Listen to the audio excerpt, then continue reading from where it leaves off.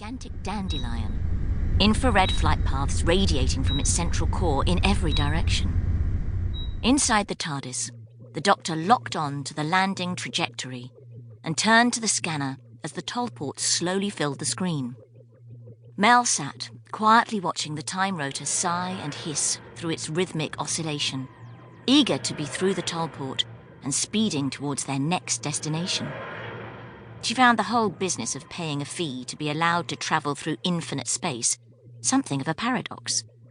But the Doctor had assured her that the fees which were raised allowed the Confederation to erect barriers at some of the more dangerous hyperpasses.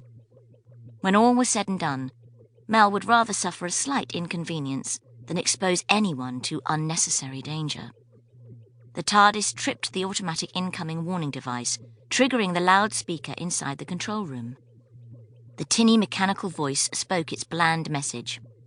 "Attention, incoming craft. You are approaching tollport G715. Please have your credits ready."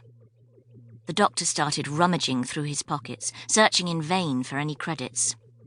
"It's strange how in some galaxies these tollports spring up like mushrooms, yet in others you can go for light years without seeing a single one," he said. The Doctor drew a large spotted hanky from his pocket and dropped it on the flight deck before him. Bathed in a luminescent glow from the instrument panel, the hanky ball appeared to throb with life.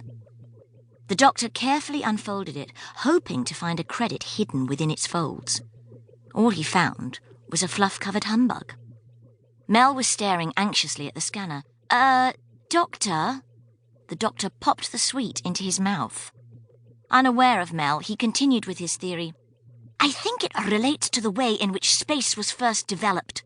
There never was a consistent three-dimensional planning policy." Meanwhile, Mel's face had grown grave. Something on the screen was worrying her. "Doctor, something doesn't look right," she said. "Only the landing lights are on. It looks abandoned." But the Doctor was by now so absorbed in his diatribe against haphazard planning that he barely heard her. "Of course, by ignoring the overspill from the fourth dimension entirely, they sometimes built one port right on top of another, only realizing their error when there was an interface slippage." On the scanner, the tollport appeared grey and lifeless. Mel's tone had become urgent. "This is serious, Doctor. There's something wrong." "I know it's serious," he replied. "I don't have any change." The grim-looking tollport now filled the scanner screen. "Please take 5 credits from the kitty," said the Doctor. Mel picked up the kitty, a striped biscuit tin, and tipped it out into her hand. Empty. "There's nothing in here, again," she moaned. A look of bemused interest flashed across the Doctor's face. "That kitty defies all known physical laws. We always fill it up, and yet it's always empty." He turned to the scanner and his face suddenly set in consternation. "Mel," he whispered urgently, "there's something wrong. Only the landing lights are on." Mel gave the Doctor a sideways glance, which was more eloquent than anything she could possibly have said. The TARDIS sank gently onto the target markings on the runway. 3 concentric rings on a concrete slab. The time rotor gave a final sigh and shut down as the flashing lights went out. They had landed.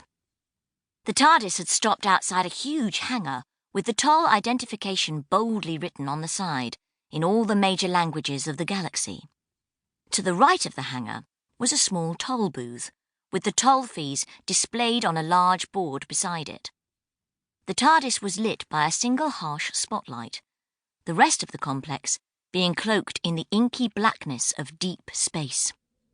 Trails of mist blew across the cold runway, adding to the impression that the station had been sacked or abandoned in great haste. The TARDIS door slowly eased open, and the Doctor peered cautiously out. I don't like it one little bit," he muttered. "Me too.